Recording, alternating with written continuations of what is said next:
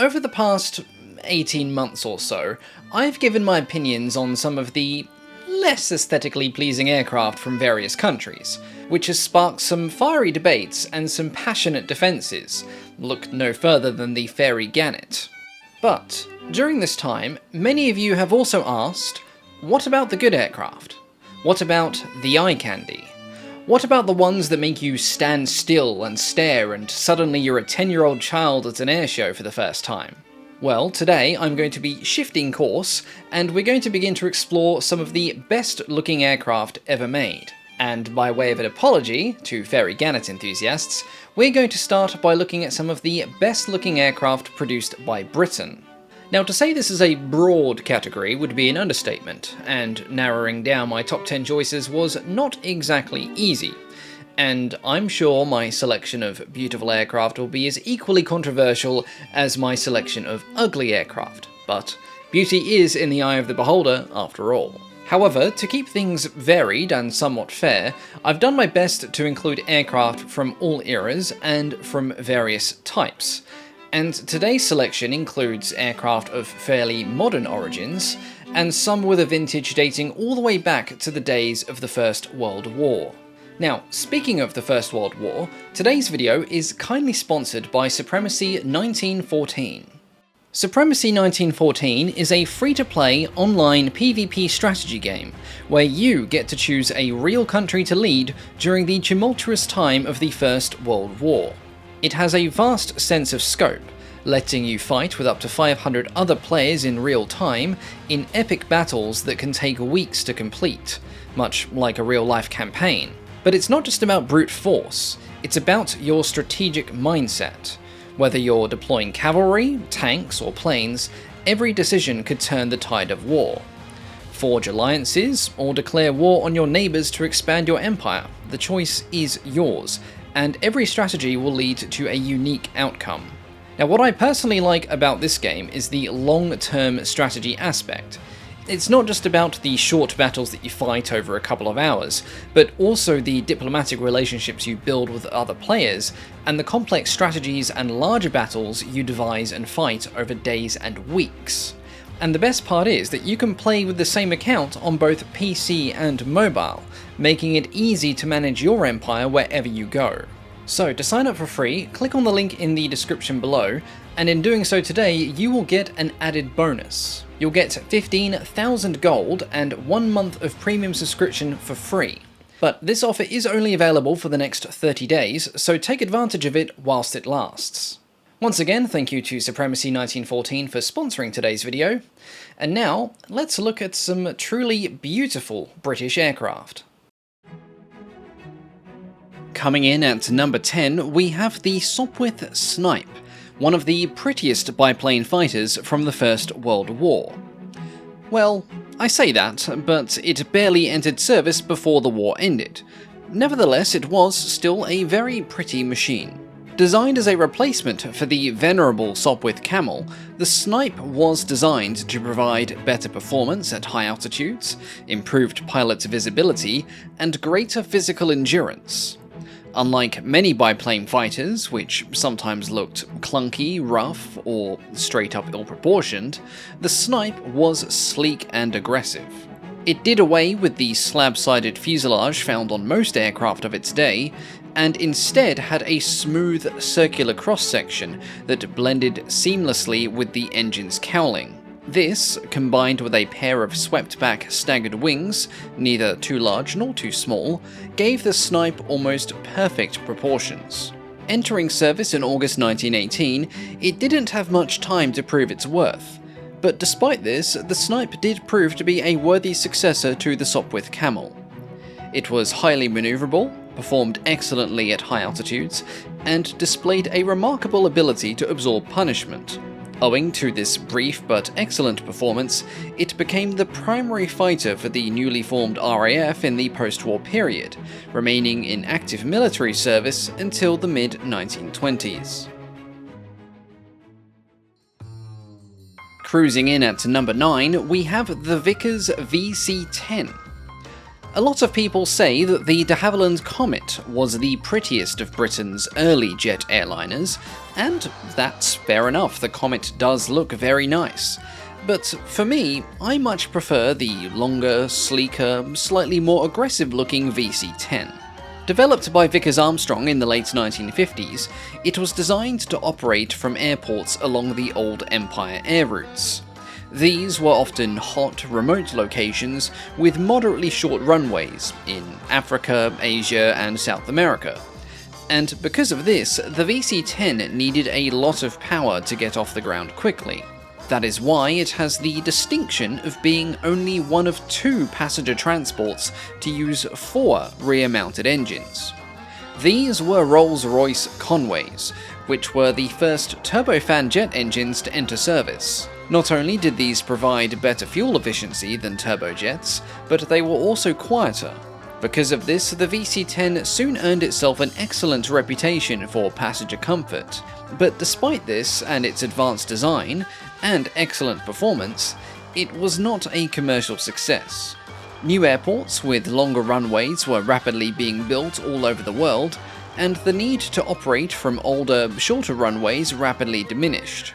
Though its commercial life was short-lived, the VC-10 would have a longer military career, serving as a transport and aerial fuel tanker with the RAF, until it was finally retired in 2013. Coming in at number 8, we have another airliner, the Airspeed Ambassador. Designed for short and medium-haul air routes, and entering service in the early 50s, it was part of the last and grandest generation of piston-powered airliners. It was also, by far and away, the best-looking of its British contemporaries. Its pointed nose, high-mounted wing, and triple-fin tail gave it an elegant countenance that has often been compared to the Lockheed Constellation, which is considered by many to be the prettiest piston-powered airliner ever built. But, sadly, looks do not always equal success, and on the whole the Ambassador could be considered a dismal failure. This was partly due to its conventional engines, as it was quickly superseded by turboprop designs such as the Vickers Viscount, and partly due to internal company politics. De Havilland had recently taken over Airspeed in 1951, and they immediately prioritised the use of Airspeed's factories for the production of their own designs instead. This left little time, and little money, for Airspeed to look into improving their own designs, and although they had wanted to install turboprops on the Ambassador, this was never done, and in the end less than 25 of these beautiful machines were ever built. Hauling its way into 7th place, we have the majestic Short Empire. In the interwar period, the flying boat was the queen of the skies as far as commercial transport was concerned. They were big, they were spacious, they had luxurious cabins, but until the mid-1930s, many of them could not be considered beautiful, or majestic, or good-looking in any conceivable way. The sleek, all-metal monoplane flying boats of the late 30s did make up for this though, and the Short Empire was the best-looking flying boat to come off British slipways in the interwar period. Intended for long-distance and transcontinental routes, connecting the British Empire's various territories across the globe, the Short Empire formed the backbone of Imperial Airways operations until it was merged into BOAC in 1939. It was most notable for its regular service between Britain and Australia, and its popularity with passengers soon saw 6 aircraft being ordered directly by Qantas. Though successful, the Empire's profitable career was brief due to the outbreak of the Second World War. However, it did have one big impact, as its design, and the lessons learned from producing it, directly influenced the development of the highly successful and highly famous Short Sunderland. Coming in at number 6, we have the Hawker Hart. The Hart was one of Britain's best interwar military aircraft, and it also happened to be one of the few biplane designs of this period that had the beauty to match its performance. The sleek, silver-nosed Hart was designed as a light bomber, and it caused no small amount of embarrassment for fighter designers when it became the fastest aircraft in the RAF when it entered service in 1930. Not only did it have a decent top speed of 185 miles an hour, or just under 300 kilometers per hour, but the Hart was also highly maneuverable, sturdy, and reliable. Unsurprisingly, it spawned a whole family of subvariants. The Hawker Audax, an Army Corporation plane, the Hardy, a general-purpose aircraft, the Hind, an improved light bomber version, the Osprey, a carrier-borne version, and the Demon, which was a fighter variant that, like its predecessor, outperformed most other fighters in RAF service, much to Hawker's glee. The Hart would prove to be so good that, despite being overshadowed by later monoplane designs, it remained in use in various roles, including training and secondary duties, well into the Second World War. Our number 5 aircraft, and indeed all the rest in this video, is one that needs no introduction, but it's getting one anyway. It is of course the BAE Hawk. I mean, just look at it. It is bloody gorgeous. Originally developed by Hawker Siddeley in the 1970s, the Hawk has since been used by the Royal Air Force and numerous other air forces all around the world as a pilot trainer as well as a low-cost combat aircraft. During its tenured career, it has earned a reputation for reliability, ease of maintenance, and low operating costs, becoming one of the most successful jet trainer aircraft ever produced. But for many of us, myself included, we all know the Hawk from the countless air shows in which it has performed. The most famous operator of the Hawks is of course the RAF's Red Arrows aerobatic team, which uses the T1 variant of the Hawk. The Red Arrows are renowned for their precision flying and spectacular displays, which are by far the best way in which you can set your eyes on such a good-looking aircraft.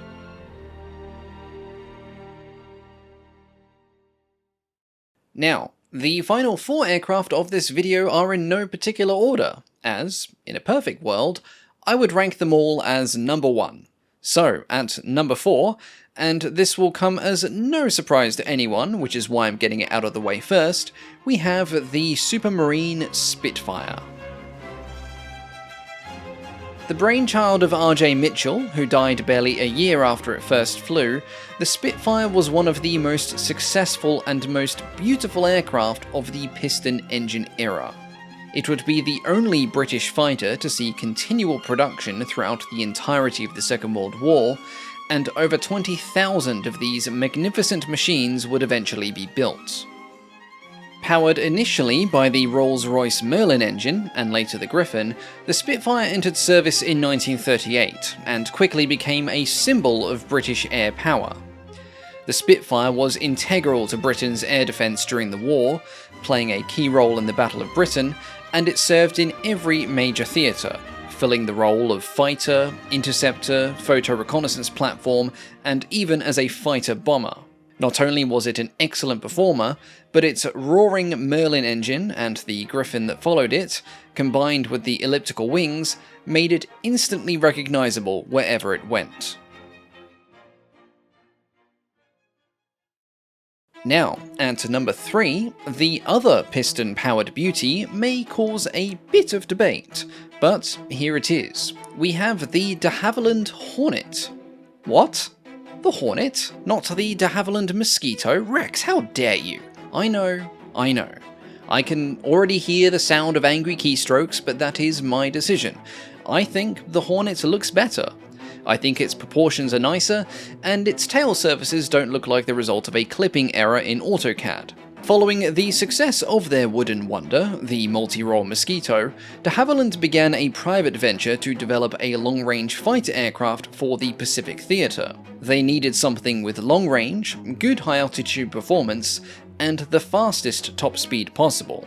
They achieved this by taking the wooden construction techniques used on the Mosquito, applied it to an even sleeker, aerodynamically refined airframe, and then completed the masterpiece by bolting on a pair of 2,070 horsepower Merlin engines. The result was the Hornet, a twin-engine fighter with a range of 1,500 miles and a blistering top speed of 475 miles an hour, or 764 kilometers per hour.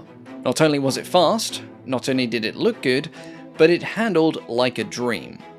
Captain Eric Winkle Brown, the famous British test pilot, put in many hours test flying the navalised version that was known as the Sea Hornet, and he said that no other aircraft had ever made such a deep and lasting impression.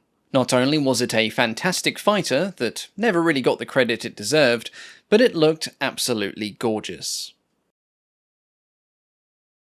Now, in second place, and again just a reminder that the top 4 are in no particular order as I adore all of them, we have one of my all-time favourite aircraft, which just also happens to be incredibly beautiful, and that is the glorious Hawker Hunter. Entering service in 1954, the Hunter quickly gained recognition for its speed, agility, and sleek design, setting various airspeed records. Designed by Sir Sidney Cam, the Hunter featured a swept-wing design, a single-seat cockpit, 4 potent 30mm cannons, and was powered by a Rolls-Royce Avon turbojet, which enabled it to reach speeds of over 700 miles an hour, or Mach 0.94. The Hunter's excellent performance characteristics made it a favourite among pilots. Over its service life, the Hunter was used not only by the RAF, but by numerous other air forces all over the world. Despite being replaced by more modern aircraft as the years went by, the Hunter continued to serve in secondary roles with air forces of smaller nations up until the early 21st century, and some also still see some limited service today.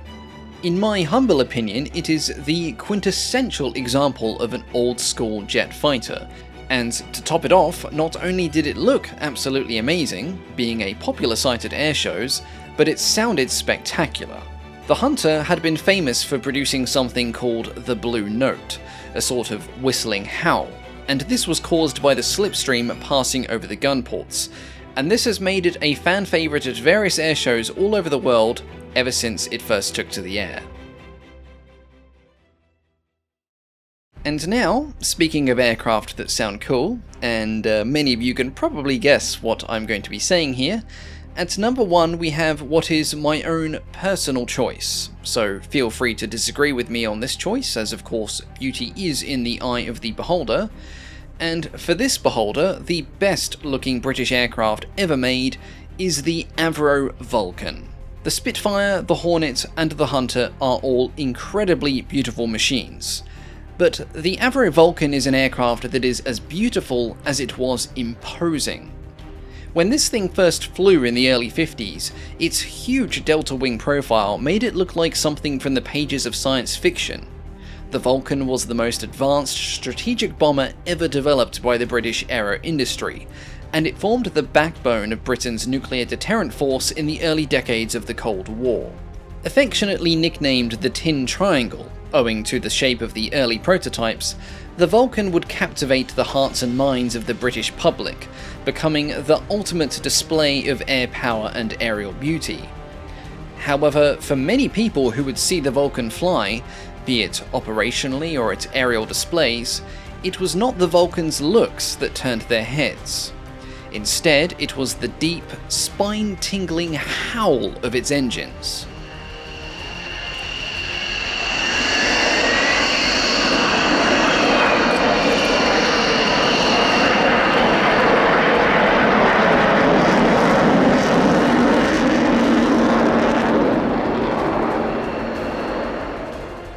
I had the privilege of seeing this aircraft fly once, just once, and I only saw it by chance, and it lasted about 15 seconds. And to this day, no other aircraft has come close to the awe-inspiring presence that the Vulcan brings. And that's it. That's why, for me at least, the Avro Vulcan is Britain's best looking aircraft. It has the beauty, and it has the beast. Once again, thank you to Supremacy 1914 for sponsoring today's video. Don't forget to click on the link below, sign up for your free premium benefits, choose your nation, and fight your way to victory. As always, thank you all so much for watching, and a big thank you, of course, to the Patreon supporters. Now, this video was actually planned to go up weeks ago, but I had some problems with the licensing of some stock footage I'd purchased, which delayed things. Surprise, surprise, who would have thought that dealing with companies that hoard archival and public domain footage for commercial gain would be difficult to deal with? Funny that. Anyway. A big thank you, of course, to our Wing Commander tier patrons, our highest tier supporters, and a warm welcome to Schmoobler, who is the newest member of this special group. The latest poll is now up on Patreon, so don't forget to check that out and cast your votes, and more polls will be going up in the near future. But as always, thank you all so much for your continued support, and I'll catch you all next time. Goodbye.